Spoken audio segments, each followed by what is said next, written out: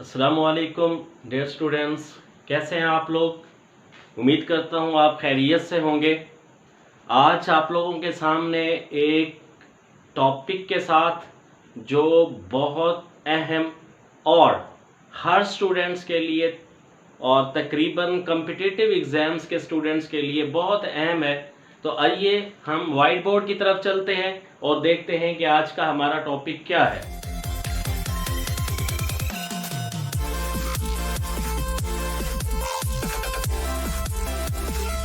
देखिए जी, हम पहले भी वर्ब पर बात कर चुके हैं।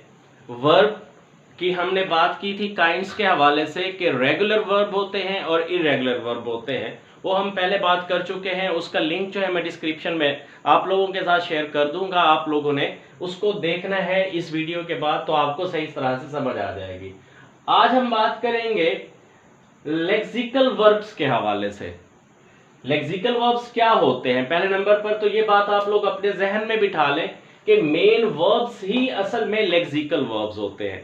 थोड़ा रिकॉल करें अपने माइंड को कि वर्ब क्या होता है। तो वर्ब हमारा होता है एक्शन वर्ड्स जो होते हैं वो सारे के सारे क्या कहलाते हैं? वर्ब कहलाते हैं। अब वर्ब के मजीद हमारे पास जो है वो मेन वर्ब लेक्सिकल वर्ब जो होता है उसके बारे में आज हम बात करने लगे हैं कि लेक्सिकल वर्ब को हम दो हिस्सों में डिवाइड कर देते हैं। एक क्या चीज है हमारे पास जी? Intransitive verb. ये क्या होता है जी? हमारे पास इंट्रांजिटिव वर्ब होता है और दूसरा होता है हमारे पास ट्रांजिटिव वर्ब। इंट्रांजिटिव वर्ब और ट्रांजिटिव वर्ब। अब देखना यह है कि ट्रांजिटिव वर्ब क्या होते हैं और इंट्रांजिटिव वर्ब क्या होते हैं। तो इंट्रांजिटिव वर्ब के बारे में तो ये बताऊंगा आप लोगों को कि जिस वर्ब को ऑब्जेक्ट की जरूरत ना हो या जो एक्शन ऑब्जेक्ट की तरफ ना जाए टूवर्ड्स एन ऑब्जेक्ट, तो उसको हम क्या बोलते हैं जी बेटा जी? इंट्रांजिटिव वर्ब बोलते हैं। क्या बोलते हैं जी? Intransitive verb. ठीक है जी। तो आप लोगों के सामने एग्जांपल यहां पर दी गई है, यू स्लीप। अब देखिए स्लीप जो है ये आप लोगों का इंट्रांजिटिव वर्ब है, क्योंकि ये वर्ब या ये एक्शन किसी ऑब्जेक्ट की तरफ रोटेट या रूट टूवर्ड्स किसी ऑब्जेक्ट की तरफ नहीं जा रहा है, तो इसलिए हम इसको क्या कहेंगे जी? इंट्रांजिटिव वर्ब कहेंगे। अच्छा, दूसरे नंबर पर हमारे पास है ट्रांजिटिव वर्ब। अब ट्रांजिटिव वर्ब्स क्या होते हैं? ये क्या करते हैं? Transfer the action towards the object of the sentence, यानी किसी सेंटेंस का कोई जो ऑब्जेक्ट होता है उसकी तरफ ये क्या करता है जी? जाता है। तो इसलिए इसको क्या कहा जाता है? ट्रांजिटिव वर्ब कहा जाता है। अब देखिए ट्रांजिटिव वर्ब को क्या चाहिए होता है? एक रिक्वायर्ड चाहिए होता है। क्या चीज जी? Direct object. वो नाउन की सूरत में भी हो सकता है, प्रोनाउन की सूरत भी हो सकता है। मतलब क्या चीज चाहिए होती है? ट्रांजिटिव वर्ब को एक ऑब्जेक्ट जरूरत होता है, यानी उसके वाइस वर्सा है। ट्रांजिटिव वर्ब जो होते हैं उनको ऑब्जेक्ट की जरूरत नहीं होती, जबकि ट्रांजिटिव वर्ब को ऑब्जेक्ट की जरूरत होती है। अब देखिए एक सादा सा आप लोगों को ट्रिक बताता हूं कि कैसे आप लोगों ने आइडेंटिफाई करना होता है कि ये ट्रांजिटिव वर्ब है या ये इनट्रांजिटिव वर्ब है। सिंपल सा रूल है एक, आप किसी भी सेंटेंस को देखें, कोई आपके पास सेंटेंस है और उसमें से आपने निकालना है कि ये क्या चीज है? ट्रांजिटिव, इसमें वर्ब जो है वो ट्रांजिटिव है या इनट्रांजिटिव है। तो उस सेंटेंस को, फॉर एग्जाम्पल यहां पर एक सेंटेंस है, आई ईट फूड। देखिए ये आपके पास एक वर्ब है और ये आपका ऑब्जेक्ट है। ठीक हो गई बात जी। अब ये है प्रेजेंट इंडेफिनिट का सेंटेंस। इसको क्या करना है? हमने इसको देखना है हमने पास्ट इंडेफिनिट में इसकी ट्रांसलेट करके। अब देखिए मैं खाना खाता हूं, इसको जरा आप पास्ट में लेके जाए, मैंने खाना खाया।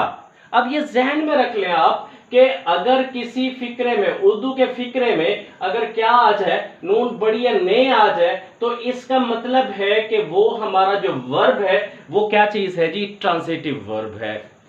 क्लियर हो गई ये बात कि किसी भी सेंटेंस को आपने क्या करना है? उसका आप ट्रांसलेट करेंगे इनटू उर्दू किस अंदाज से? पास्ट इंडेफिनिट टेंस में, कौन से टेंस में, पास्ट इंडेफिनिट टेंस में जब हम उसकी ट्रांसलेशन करेंगे, अगर उसमें ट्रांसलेट करते हुए नून पढ़िए ने आ जाता है तो वो हमारा क्या बन जाएगा जी, ट्रांजिटिव वर्ब बन जाएगा। और हमेशा जहन में रखिएगा एक ट्रिक कि ट्रांजिटिव वर्ब के ही क्या बनते हैं जी, पैसिव वॉइस बनते हैं। इनट्रांजिटिव का कभी भी पैसिव नहीं बनता होता। क्लियर हो गई ये बात। अब आगे चलते हैं कि ट्रांजिटिव वर्ब जो होते हैं वो हमारे पास ना 4 तरह के होते हैं। कितनी तरह के होते हैं जी, 4 तरह के हमारे पास ट्रांजिटिव वर्ब होते हैं। पहले नंबर पर हमारे पास होता है जी मोनोट्रांजिटिव वर्ब।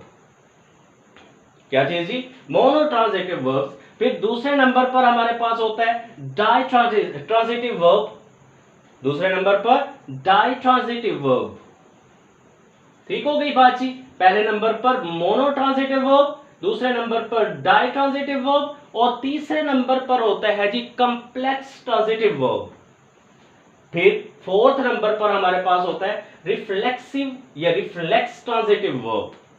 तो ये 4 काइंड्स होती हैं हमारे पास ट्रांजिटिव वर्ब की। कौन कौन सी, पहले नंबर पर मोनोट्रांजिटिव वर्ब। क्या होते हैं जी, मोनोट्रांजिटिव वर्ब। फिर होते हैं डाइट्रांजिटिव वर्ब, फिर होते हैं कॉम्प्लेक्स ट्रांजिटिव वर्ब, फिर होते हैं रिफ्लेक्स ट्रांजिटिव वर्ब। तो आइए हम थोड़ी थोड़ी बात इनके बारे में भी कर लेते हैं कि मोनोट्रांजिटिव वर्ब क्या होता है।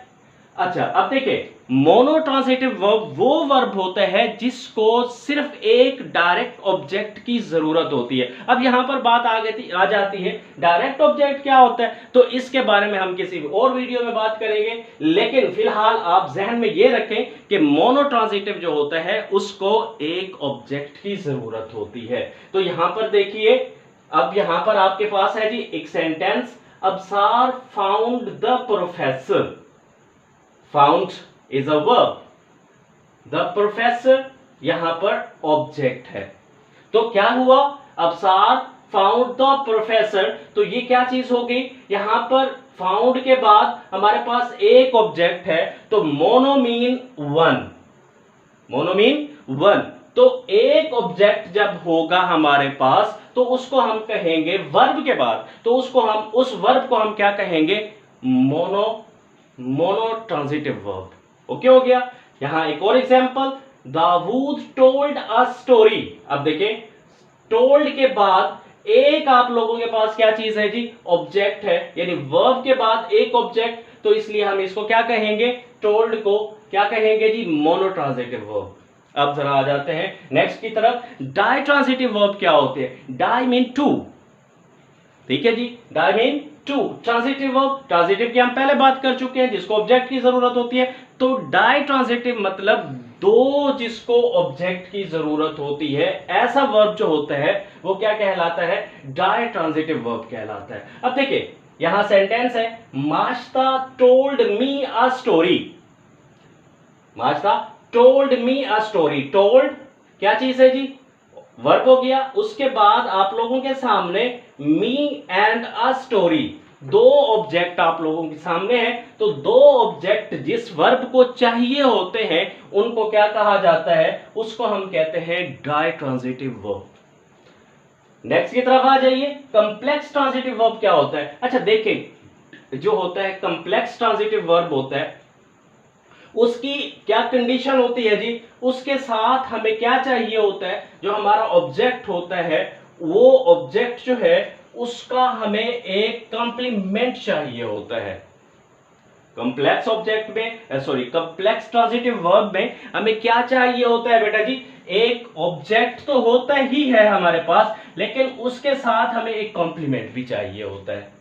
ओके हो गई बात जी। अब देखिए यहां एग्जांपल्स हैं आपके सामने, Wajiha found the teacher marvellous. अब देखिए टीचर आपका ऑब्जेक्ट है, टीचर क्या चीज है आपके पास, ऑब्जेक्ट है। अब ऑब्जेक्ट की खसूसियत क्या चीज है जी, मार्वेलस, शानदार किस्म के है। तो क्या हुआ, Wajiha found the teacher marvellous. अब क्या चीज है, टीचर मार्वेलस है, तो इसलिए जो इसका वर्ब है वो क्या कहलाएगा, कॉम्प्लेक्स ट्रांजिटिव कहलाएगा। क्या कहलाएगा, कॉम्प्लेक्स ट्रांजिटिव। नेक्स्ट आप लोगों के सामने एक और example, Fasiha considered the issue a waste of time. अब देखिए इशू आपका क्या चीज है, ऑब्जेक्ट है।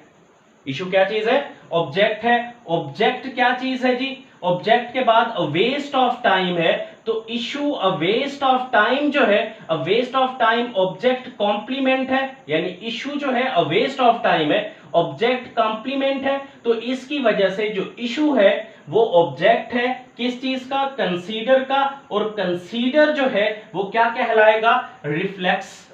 कंप्लेक्स ट्रांजिटिव कहलाएगा। क्या कहलाएगा? कंप्लेक्स ट्रांजिटिव कहलाएगा।